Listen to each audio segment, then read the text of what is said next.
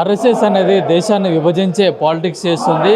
BJP కూడా RSS చెప్పినట్టే ఒక కీలుబొమ్మలాగా అవుతుందని చెప్పేసి కూడా ఎంపీ మల్లారావు వ్యాఖ్యలు చేశారు. దీనిపై మనతో మాట్లాడడానికి బీజేపీ స్పోక్స్ పర్సన్ పల్నాటి వెంకటరెడ్డి ఉన్నా అన్న చెప్పండి. నిన్న మల్లారావు గారు కూడా ఆర్ఎస్ఎస్ అండ్ బీజేపీ మీద కామెంట్ చేశారు, ఏమంటారు? ఇప్పుడు కాంగ్రెస్ పార్టీ వాళ్ళకి ఏం మాట్లాడో తెలియకుండా పోయింది. అంటే ఏం చేయాలో ఎక్కడ ఆలోచన లేకుండా ఒక ఎంపీగా ఉండి మల్లురావు గారి మాట్లాడడం అనేది చాలా మంది నవ్వుకుంటా ఉంది. ఎందుకంటే ఆర్ఎస్ఎస్ అనేది ఇప్పుడు కాదు వచ్చింది, ఇప్పుడు స్థాపించింది కాదు, సంవత్సరాలు కొద్దిగా దగ్గర 100 సంవత్సరాలు ఇప్పుడు దాకా అప్పటి నుంచి ఇప్పుడు దాకా ఉంది. మీ పార్టీ మీరు ఆలోచించిన పార్టీ, మీ కాంగ్రెస్ పార్టీ ఇలాంటి పార్టీ అందరూ తెలుసు. దేశాన్ని విభజించి కుట్రలు చేసి విభజించిన పార్టీ మీ పార్టీ కాంగ్రెస్ పార్టీ. మా గురించి మాట్లాడతారా? ఆర్ఎస్ఎస్ గురించి కానీ భారతీయ జనతా పార్టీ గురించి మాట్లాడారు. ఆ అర్హత కూడా మీకు లేదు చెప్పాలి. మీకు ఇప్పటిదాకా మీ కాంగ్రెస్ పార్టీ నాయకులు మీ జవహర్లాల్ నెహ్రూ దగ్గర నుంచి ఇప్పటిదాకా మీ మత రాజకీయాలు చేసుకుంటూ అన్ని రకాలుగా దేశాన్ని విభజించి పాలించుతున్న పార్టీ కాంగ్రెస్ పార్టీ. అలాంటి పార్టీ మా గురించి మాట్లాడుతున్నారు అంటే మీకు అర్థం కాక దేశం మొత్తంలో భారతీయ జనతా పార్టీ అధికారంలోకి వస్తూ ఉంది. భారతీయ జనతా పార్టీ చూసి మోడీ గారి ఆలోచన, మోడీ గారి అభివృద్ధి చూసి భారతీయ జనతా పార్టీని అన్ని రాష్ట్రాలు గెలిపిస్తూ ఉంటే మీకు దిక్కు లేక ఒకటి ఏ డైరెక్షన్లో మాట్లాడాలో ఏం మాట్లాడాలో అర్థం కాక ఆర్ఎస్ఎస్ గురించి మాట్లాడుతూ ఉన్నారు. ఆర్ఎస్ఎస్ లో లక్షల మంది ఆర్ఎస్ఎస్ కార్యకర్తలు ఉన్నారు. లక్షల మంది దేశాన్ని గురించి ఆలోచిస్తూ ఉన్నారు, దేశం గురించి ఆలోచిస్తూ ఉన్నారు, దేశ అభివృద్ధి గురించి ఆలోచిస్తూ ఉన్నారు, దేశం ఏ విధంగా బాగుపడాలో ఆలోచిస్తూ ఉన్నారు. అలాంటి సంస్థని మీరు విభజించే సంస్థ అని చెప్పి మాట్లాడడం అనేది సిగ్గుచేటు. అలాంటిది నెక్స్ట్ టైము మాట్లాడకుండా ఉంటేనే దేశ ప్రజలు మిమ్మల్ని కానీ మీ నాయకులను కానీ మీ రాహుల్ గాంధీ కానీ మీరందరూ కూడా గౌరవించే అవకాశాలు ఉంటాయి. ఇంకొకసారి మళ్ళీ మాట్లాడితే రేపొద్దున మేము ఊరుకునే ప్రసక్తి ఉండదు. సో ఎట్టి పరిస్థితుల్లో మీరు జాగ్రత్తగా నోరు జారకుండా మాట్లాడితే మంచిదని చెప్పి మేము డిమాండ్ చేస్తాం. బీజేపీ కూడా ఆర్ఎస్ఎస్ చెప్పినట్టు ఆడుతుంది. ఆర్ఎస్ఎస్ చేతిలో ఒక కీలు బొమ్మగా ఇప్పుడు ప్రధానమంత్రి కానీ ఉన్న బీజేపీ కానీ ఉంది అని చెప్పేసి కూడా వ్యాఖ్యలు చేస్తారు. పనికి వాళ్ళ మాట్లాడతారు. ఇప్పుడే కాదు, అప్పట్లో కూడా అంతకుముందు కూడా ఆర్ఎస్ఎస్ సంస్థని బ్యాన్ చేయాలి, ఆర్ఎస్ సంస్థ ఉండకూడదు, ఏదో ఇట్లాంటి మాట్లాడు. ఎవరికి తరం అయిందా? కాలే, నెంబర్ ఇంకా పెరుగుతా ఉంది. ఆర్ఎస్ఎస్ ఇంకా స్ట్రాంగ్ అవుతా ఉంది. దాని గురించి మీట్లా మాట్లాడి భారతీయ జనతా పార్టీ చాలా మంది అక్కడ పుట్టి పెరిగిన వాళ్ళంతా కూడా భారతీయ జనతా పార్టీలో ఉన్నారు. తప్పే ఉంది అక్కడ. అదొక సంస్థ, అంటే దేశం గురించి తయారు చేసే కార్యకర్తలు తయారు చేసే సంస్థ. అలాంటి సంస్థని మీరు ఒక బ్లేమ్ చేయడానికో లేకపోతే ఇంకోటో ఇట్లాగే ఉంటుంది. మీ రాహుల్ గాంధీ మాట్లాడినా మీరు మాట్లాడినా ఇలాంటి ఆలోచనలు ఉంటాయి. బురద జల్లే రాజకీయాలు చేస్తూ ఉంటాయి తప్పితే ఎక్కడ కూడా భారతీయ జనతా పార్టీ ఎంత స్ట్రాంగ్ అవుతా ఉంది, భారతీయ జనతా పార్టీ ఏ విధంగా ముందుకు పోతా ఉంది, ప్రధానమంత్రి గారు మోడీ గారి నాయకత్వంలో ఏ విధంగా దూసుకుపోతా ఉంది చూసి మీరు ఓర్వలేక డైజెస్ట్ చేసుకోలేక ఈరోజు మరి ఆర్ఎస్ఎస్ కానీ లేకపోతే భారతీయ జనతా పార్టీ మీద బుద్ధి జల్లుతా ఉన్నారు. ఎట్టి పరిస్థితుల్లో దీన్ని ఎవరు కూడా ఒప్పుకునే పరిస్థితి ఆలోచన ఉండదు. నిన్న చూసుకున్నట్టయితే కేటీఆర్ కూడా కన్నెపల్లి పంప్ హౌస్ దగ్గరికి వెళ్ళి మా బీఆర్ఎస్ పైన కోపంతో నీళ్ళన్నీ కూడా వదిలేస్తున్నారు, ఆ పంటలకు రావాల్సిన నీళ్ళన్నీ అనవసరంగా సముద్రంలోకి వదులుతున్నారని చెప్పేసి కూడా విమర్శలు చేస్తారు. ఇక కేటీఆర్ మాట్లాడతాడు, ఇక హరీష్ రావు మాట్లాడతాడు, ఈ కాళేశ్వరం ప్రాజెక్ట్ అంటారు. ఈ పార్టీ ఆ పార్టీ ఇద్దరు బురద జల్లడానికి ప్రయత్నం చేస్తా ఉన్నారు తప్పితే ఈయన కాళేశ్వరం అంటాడు, ఆయన కూలేశ్వరం అంటాడు. ఏదో దేన్ని నమ్మాలో కూడా అర్థం కాకుండా పరిస్థితిలో ఈరోజు తెలంగాణ ప్రజల్ని ఒక కన్ఫ్యూజన్ క్రియేట్ చేస్తా ఉన్నారు. నేనంట 1,40,000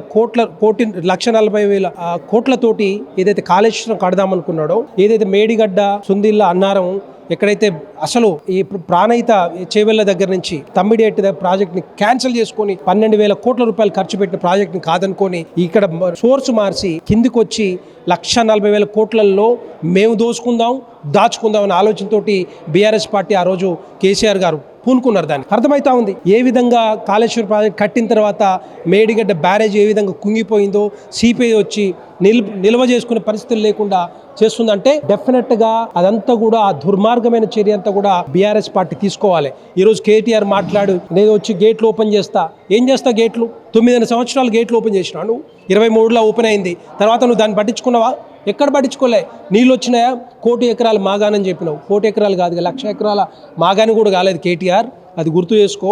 తెలంగాణ ప్రజలు దాన్ని పక్కన పడేసారు. మీ లక్ష కోట్ల రూపాయలు అయితే ఖర్చు పెట్టిర్రో ఇప్పటిదాకా అవన్నీ కూడా ఎంతోమంది ఇంజనీర్లు దొరికారు. 500 కోట్ల రూపాయలతోటి 1000 కోట్లతోటి కూడా ఇంజనీర్లు దొరికారు. దీని వెనకాల ఇంజనీర్లే దోచుకున్నారు అంటే దీని వెనకాల ఉన్న ఎంత పెద్ద మొత్తంలో దోచుకున్నారో అర్థమవుతా ఉంది. మేము చెప్పాల్సిన అక్కర్లే, తెలంగాణ ప్రజలు అర్థం చేసుకుంటా ఉన్నారు. కాళేశ్వర్ ప్రాజెక్ట్ అనేది పనికి మాలిన ప్రాజెక్ట్, పనికి రాకుండా పోతున్న ప్రాజెక్ట్. దాన్ని ఎట్టి పరిస్థితులు ఏది వాడుకోరు. కాంగ్రెస్ పార్టీ కూడా అదే ప్రాజెక్ట్ చూపించుకొని ఎవరైతే కాళేశ్వరం మీద 1,00,000 కోట్లు దోచుకొని దాచుకున్నారో వాళ్ళని చెర్లపల్లి జైల్లో బెడ్రూమ్ చెర్లపల్లి జైల్లో కట్టి వాళ్ళని లోపల పెడతాన్నావు. ఏమైంది ఇప్పటిదాకా 30 నెలలు అవుతా ఉంది. ఎక్కడైనా జరిగిందా? ఎవరన్నా లోపలేసిర్రా? అంటే మీ ఇద్దరికి మ్యాచ్ ఫిక్సింగ్ నడుస్తూ ఉంది. ఇక నువ్వు ఎంక్వైరీ చేసినావు. కాంగ్రెస్ పార్టీ రేవంత్ రెడ్డి గారు ఈయన వీరే చెప్పారు, మేము ఎంక్వైరీ చేస్తాం, అది చేస్తాం. 1,00,000 కోట్ల ఖర్చు పెడితే 9,000 కోట్ల మీద మీరు ఎంక్వైరీ చేసి రిపోర్ట్ వచ్చిన తర్వాత చాతగాని దద్దమ్మల్లాగా మీ చేతుల్లో మీ కోర్టులో బంతి ఉంటే వాళ్ళని అరెస్ట్ చేసే అవకాశాలు ఉన్నా కూడా మీరు తీసుకుపోయి ఎవరికి ఇచ్చారు? సిబిఐకి ఇచ్చారు. గిట్లా కనపడుతుంది. అంటే ఆ పార్టీ కానీ ఈ పార్టీ కానీ రెండు మ్యాచ్ ఫిక్సింగ్ చేస్తూ ఉన్నారు. నీకు నిజంగా దమ్ము ఉంటే ఇప్పుడు డిమాండ్ చేస్తా ఉన్నావు, దమ్ము ఉంటే చెయ్యి, ఎవరైనా అరెస్ట్ చేసి లోపలై. నువ్వు చేయలేవు కాబట్టే చేతులు ఎత్తేసి ఈరోజు సిబిఐకి ఇచ్చి భారతీయ జనతా పార్టీ మీద బురదలడానికి ప్రయత్నం చేస్తున్నావు. ఇదంతా కూడా మ్యాచ్ ఫిక్సింగ్ లాగానే తప్పితే ఎక్కడ కూడా మీ మధ్యలో అండర్స్టాండింగ్ కోసమే ఈ పని చేస్తా ఉన్నారని చెప్పి తెలంగాణ ప్రజలందరూ కూడా అనుకుంటా ఉన్నారు. అంటే మీరు అది కాళేశ్వరం వేస్ట్ అని చెప్తున్నారు. ఇప్పుడు నిన్న కేటీఆర్ మాట్లాడుతూ కూడా కాళేశ్వరం ప్రాజెక్టును కేసీఆర్ చెప్పండి, మొత్తం తెలంగాణ మొత్తం కూడా మేము నీళ్ళు ఇస్తాం, పంటలు కూడా అన్నిటిగా పంటలకు అందే విధంగా కూడా నీళ్లు ఇచ్చే ఏర్పాట్లు చేస్తామని చెప్పేసి కూడా చెప్తున్నారు. 9.5 సంవత్సరాలు ఇచ్చిర్రు, కేసీఆర్కే ఇచ్చిర్రు. తెలంగాణ రాష్ట్రాన్ని ఎందుకు తెచ్చుకున్నాం? నీళ్లు, నిధులు, ఉద్యోగాలను తెచ్చుకున్నాం. ఎక్కడన్నా కనిపించిందా కేటీఆర్? ఏమైనా నీళ్లు వచ్చినాయా? లేకపోతే నిధులు ఎక్కువైనాయా? లేకపోతే ఉద్యోగాలు వచ్చినాయా? నీళ్లు కట్టమని, ప్రాజెక్టులు కట్టమని చెప్తే కాళేశ్వరం కట్టినావు, పనికి పారకుండా పోయింది. ఇంకొక ఈ ప్రాజెక్టు కట్టే బదులు ఇంకొక 3 ప్రాజెక్టులు కట్టాల్సిన అవసరం ఉండే, కానీ చూపించుకొని బీబీసీలో నువ్వు టెలికాస్ట్ చేయించుకున్నావు కదా. మరి అర్థమవుతా ఉంది 1,00,000 కోట్లు ఎవరి అయ్యి? ఆ సొమ్ము అంతా ఎవరిది? తెలంగాణ ప్రజలు కట్టాల్సిందే కదా. తెలంగాణ ప్రజల నడ్డి విరిచి ఆ పన్నంతా కూడా మరి వాళ్ళకి 1,00,000 కోట్లు కట్టాల్సిందే కదా. అది తెలంగాణ ప్రజల నడ్డి విరుస్తున్న ప్రాజెక్టే ఆ కాళేశ్వరం ప్రాజెక్ట్ అనేది. తర్వాత రెండవది, మరి అప్పులు, నిధులు వచ్చినాయంటే నిధులు లేవు. 8,21,000 కోట్ల రూపాయలు మరి అప్పులు చేసారు. 71,000 సర్ప్లస్ ఉంటే అప్పు ఉంటే దాన్ని 8,00,000 కోట్ల పైన తీసుకుపోయారు. అది పోయినాయి. తర్వాత రేపొద్దున ఇప్పుడు కాంగ్రెస్ పార్టీ వచ్చిన తర్వాత అప్పులు పుట్టని పరిస్థితి కూడా కనపడతా ఉంది. 8,00,000 కోట్లు నువ్వు ఎట్లా కడతావా అని చెప్పి బ్యాంకులు అంటున్నారు. ఆ 8,00,000 చూపించి వేరే బ్యాంకులు కూడా అప్పు చేయలేని పరిస్థితి ఈరోజు కనపడతా ఉందంటే మీరు చేసిన ఘనకార్యం ఎంత దూరం పోయిందో అర్థమవుతా ఉంది కేటీఆర్. అవన్నీ అర్థం చేసుకొని అవన్నీ. రెండవది ఇంకొక మాట కూడా అన్నాడు ఆయన, ఆ పక్క నుంచి ఒక పాయ తీసి నీళ్ళు ఇస్తాడట. అదే పాయ తమ్మిడేటి నుంచి తీసి ఉంటే 40,000 కోట్ల రూపాయలతోటి పెద్ద ప్రాజెక్టు 80% గ్రావిటీ ద్వారా నీళ్ళు వచ్చాయి. దాన్ని పక్కన పెట్టింది ఎవరు?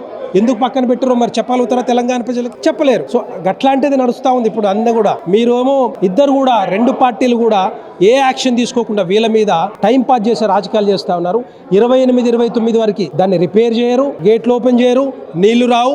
తెలంగాణ రాష్ట్రంకి ఇట్లాగే ఉంటుంది. అదే పనికిమాలిన ప్రాజెక్ట్ అని ఎప్పుడో చెప్పినాం కాబట్టి దీన్ని ఏమి చేయలేరు. ఇది ఒక కాంగ్రెస్ పార్టీ కూడా దీన్ని ఒక రాజకీయ అంశంగా వాడుకుంటుంది తప్పితే 28, 29 ఎన్నికలు వచ్చిందా ఇట్లనే టైంపాస్ ఇస్తుంది తప్పితే దాని మీద ఒక్క అడుగు ముందుకు పోయే పరిస్థితి డెఫినెట్గా ఉండదు. దానికోసమే సిబిఐ ఎంక్వైరీకి ఇచ్చారు తప్పితే మేము డిమాండ్ చేశాం. మా కేంద్ర మంత్రులు కానీ, ఎంపీలు కానీ, ఎమ్మెల్యేలు కానీ అందరూ కూడా డిమాండ్ చేసింది భారతీయ జనతా పార్టీ. నీకు దమ్ముంటే 94,000 కోట్ల రూపాయలు ఏదైతే ఖర్చు పెట్టిర్రో దాని మీద ఎంక్వైరీ రిపోర్ట్ తీసుకొచ్చి సిబిఐకి అప్పచెప్పండి. ఇప్పుడు అది చేయగలుగుతారా? చేయలేరు. టైం పాస్ చేసి 2 సంవత్సరాలు అయిపోయాయి. అందుకే నేనేమంటున్నానంటే 2 పార్టీల తరం కాదు ఇది. భారతీయ జనతా పార్టీ రావాల్సిందే. భారతీయ జనతా పార్టీ వస్తేనే ప్రాజెక్టులు, నీళ్లు, నిధులు, ఉద్యోగాలు కూడా 40 లక్షల మంది నిరుద్యోగులు వెయిట్ చేస్తా ఉన్న ఉద్యోగాల కోసం వాటిని కూడా పూర్తి చేయాల్సింది డెఫినెట్ గా ఈ 2 పార్టీలు కాదు.